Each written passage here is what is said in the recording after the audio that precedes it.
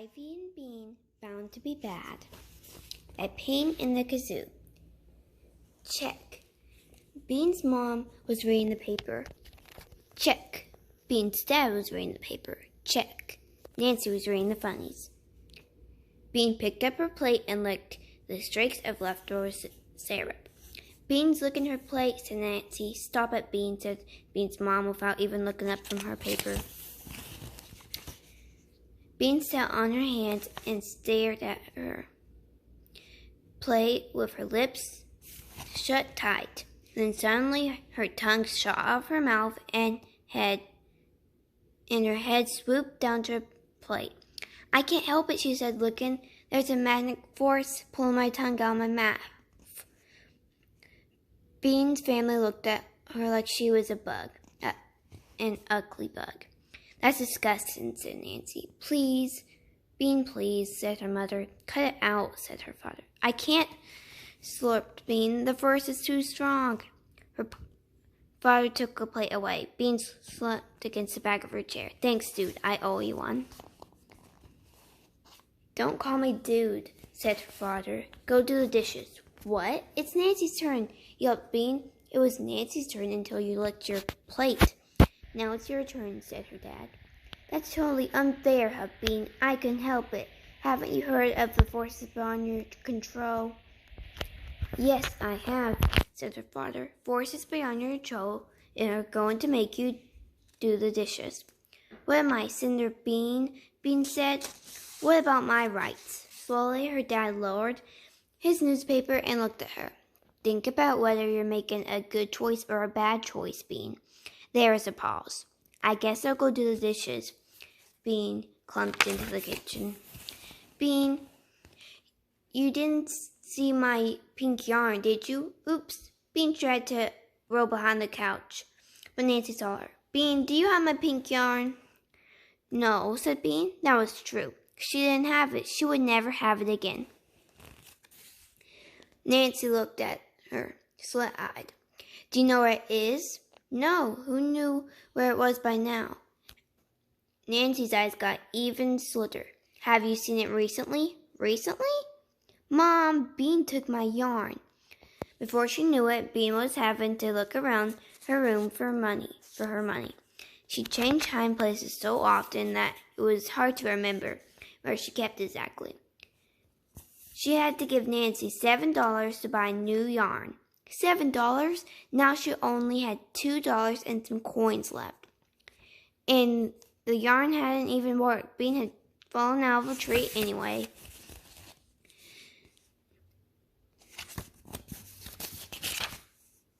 Bean's mom was under her desk. She was doing something with wires, and Bean could tell she wasn't having much fun because she kept on saying, oh, for crying out loud, and Gizu Pete. Hi, Mom, said Bean into the crack between the desk and the wall. Oh, hi, said her mom. Hold on to this cord a sec, will you?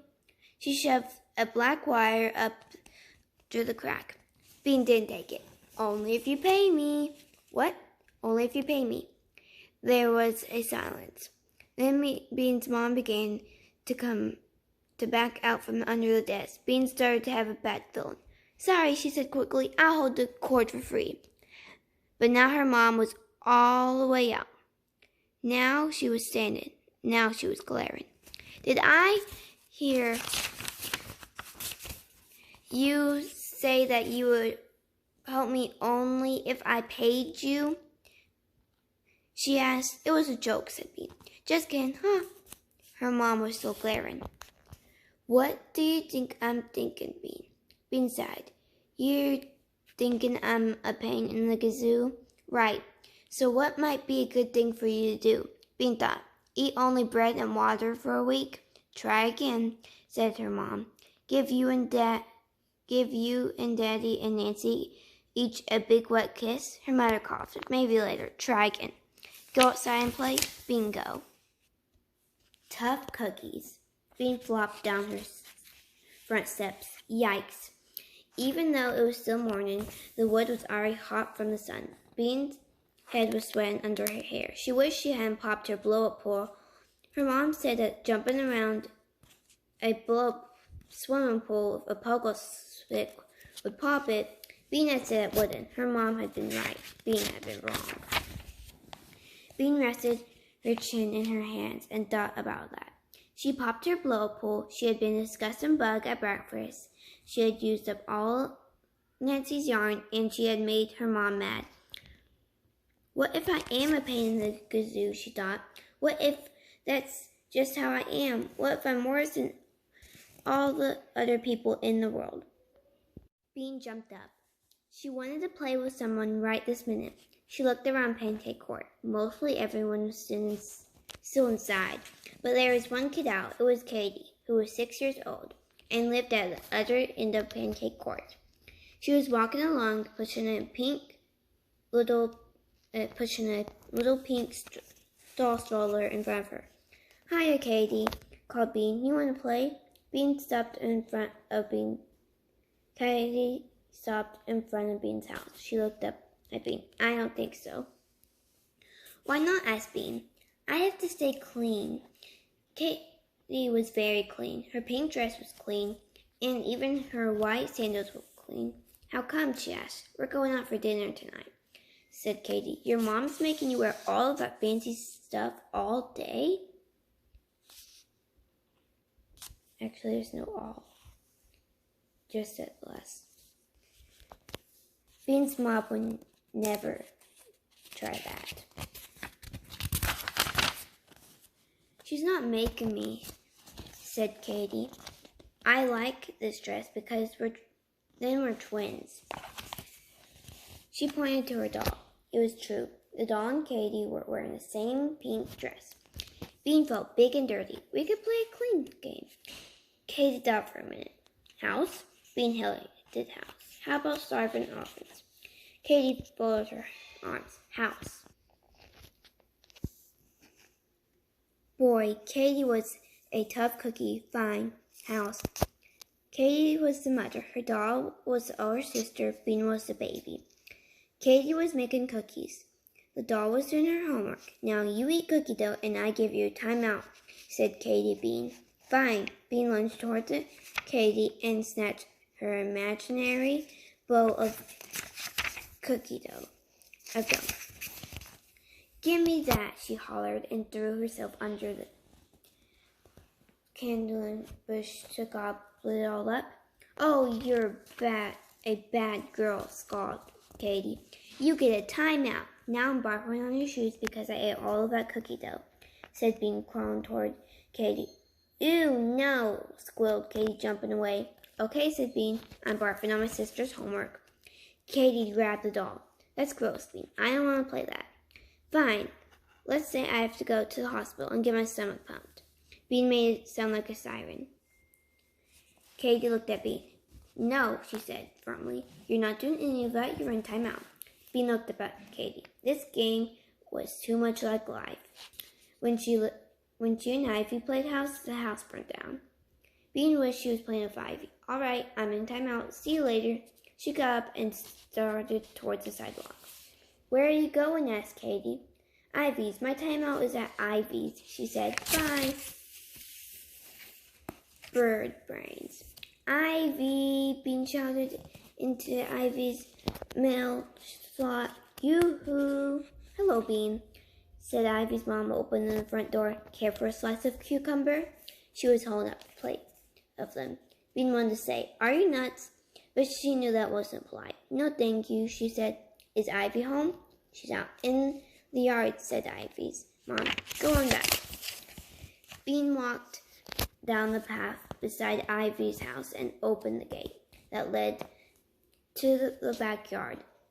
Ivy's yard didn't have a trampoline like Bean's, but it did have big rocks and a perfectly round puddle that Ivy called a pond, even though she had to fill it with the hose.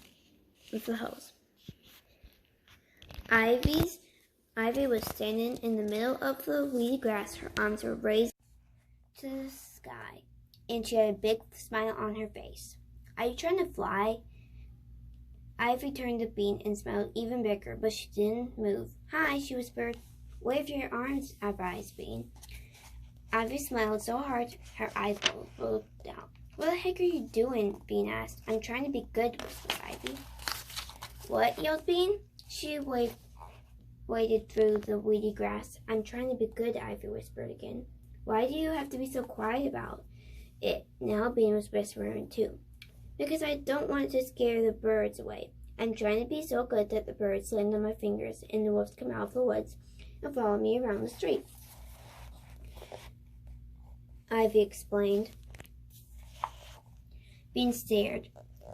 Why would being good make the birds land on your fingers and the wolf do whatever you just said? I found out about it yesterday. If you're super good and pure of heart, animals think you're one of them and they love you and they follow you around. Ivy's arms were trembling. She must have been holding them up for a while. Are you sure about this? Asked Bean. Positive. I saw it in a picture. There's a guy with birds flying all around him and the wolf licking his foot. My mom said the guy was so good that the wild bees talked to him and birds swarmed after him. I don't get it. Why did the birds swarm after him? Because his heart was so pure and kind that they saw that he was the same as an animal on the inside. They loved him, Ivy said. Bean thought about that. Like Snow White, you mean? Hadn't the birds helped Snow White make his pie? Ivy made a face. Snow White wasn't good. She was a goofball. Everyone knows that you're not supposed to eat stuff you get from strangers. But the birds liked her, said Bean. Maybe the birds felt sorry for her, but they didn't think she was one of them, said Ivy. Anyway, I don't want to be like Snow White. I want to be like the guy in the picture.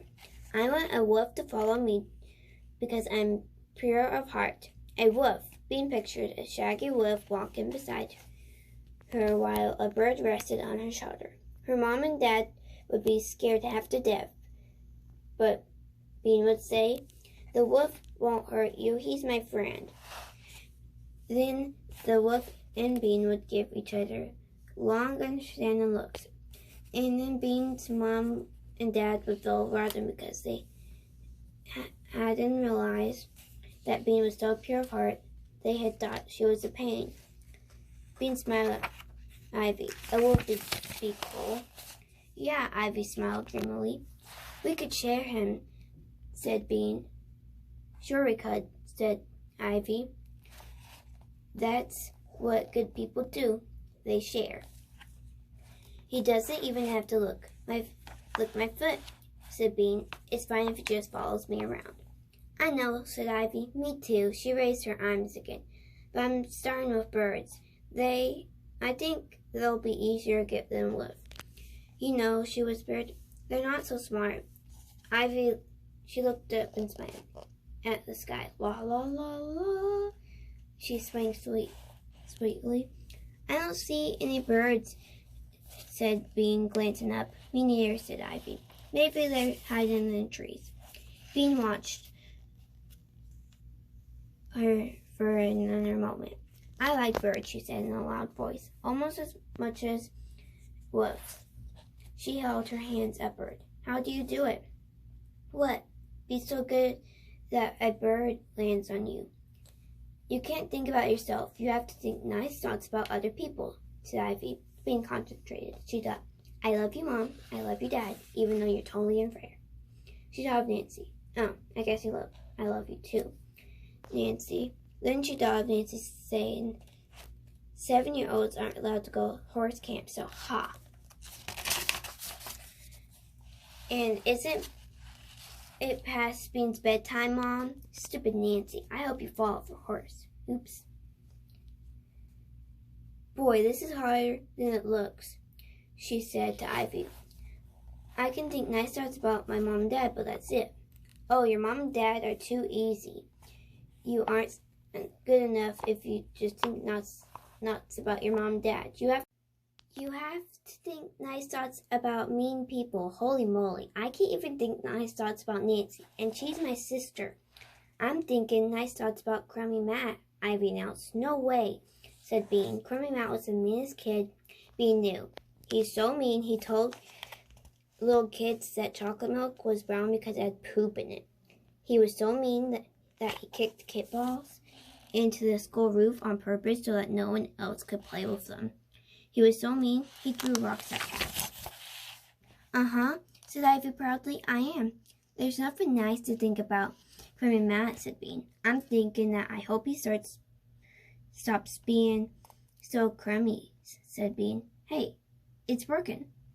A little brown bird was hopping near Ivy's pond. Bong, bong, bong. Ivy held her breath. Here, birdie, squeaked Bean.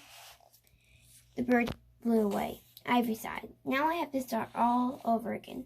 Sorry, said Bean. Ivy smiled in a pure heart way at Bean. Now I'm thinking nice thoughts about you, she said. Bean didn't like the sound of that.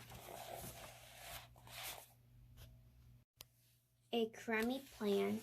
Bean could not think one more nice thought. She had thought something nice about every single kid in her class. She wished there was peace on earth and no more litter.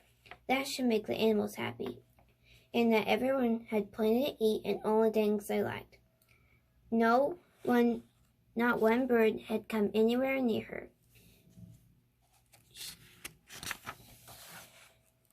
There was sweat dripping out from under her hair. Plus her arms ached. Shoot, said Bean, dropping her arms. How long was it before the wolf licked that guy's feet and followed him home?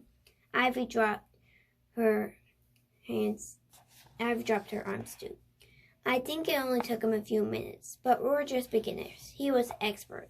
The mayor called him out especially to talk to the wolf because the wolf had been eating up all of the townspeople. In the picture, there were all of these arms and legs lying around. But the good guy and the wolf had a talk. And the next thing you know, the wolf licks his foot and only eats vegetables. Arms and legs lying around, said Bean. Gross, but interesting. Yeah, said Ivy. He was a really bad wolf until he met that good guy. Bean pictured herself patting the wolf's shaggy head. He was trotting alongside her with his wolf claws clicking on the side of the sidewalk. Grateful townspeople waved. I bet they were pretty glad not to be eaten too, she said. Hey, said Ivy. She was smiling a real smile, not a thinking nice thoughts smile. What if we did something like that? What, put fake arms and legs around? Be nice? No, not that, she said Ivy. I mean, turn evil into good. If we turn a bad person into a good person, it would be almost like getting a wolf to stop eating people. Yeah, said Bean. That would mean that we're so good that we could infect other people with our goodness. She could almost feel the goodness oozing out of her. That's a great idea. Who should we good up? Nancy? No, said Ivy firmly. Crummy Matt. Bean stared at Ivy. Are you binoculars? He's going to squish us like bugs. Crummy Matt was 10 years old. He bragged that when he was 3, his mother had taken him to the doctor because she was worried he was a giant. The doctor said that Crummy Matt wasn't a giant, he was just big. Crummy Matt said he was the biggest 10-year-old in the country. He said that there was a bigger 10-year-old in China, and that was the only reason why he wasn't the biggest 10-year-old in the world. No, he wouldn't, Ivy said, because we're going to change him into a good person. How are we going to do that? Ivy looked around as if she would find the answer in the grass. I don't know, she said after a moment. Maybe just looking at us will make him nice. That's what happened with the wolf. Neither of them moved. We probably need a snack first, said Ivy. They each had some banana chips, then Bean needed some milk. She slipped quite a lot of it. She would wipe it up. Then Ivy had to go to the bathroom. They wiped it up. Then Ivy had to go to the bathroom. Then Bean had to. When Bean came out of the bathroom, Ivy was smiling her pure dot smile. Come on, she said through her smiling teeth. Let's get going. Bean nodded. They walked toward the living room. Ivy's mom was lying on the couch with cucumbers all over her face. By now, Bean was so good she didn't even laugh. Bye, Mom, said Ivy. I love you. Ivy's mom lifted her head a little. A cucumber fell on the floor. What? I love you. Where are you going? It sounds like you're leaving forever, she said. Ivy's mom, said Ivy's mom. More cucumbers fell off her face. We're going over to Matt, said Ivy. Are you? I thought you didn't like him, said Ivy's mom. Sure I like him, said Ivy. I love everyone. You do? Ivy's mom sounded surprised. Yes, I do, said Ivy. It's no good saying it inside, Bean pointed out. The birds can't hear you. Birds, said Ivy's mom. What birds? We might have a bunch of birds coming to visit, explained Ivy. And something else too, said Bean. Something with lots of teeth, but don't worry. Ivy's mom looked from Bean to Ivy. Worry? Me? Never. She picked up her cucumbers.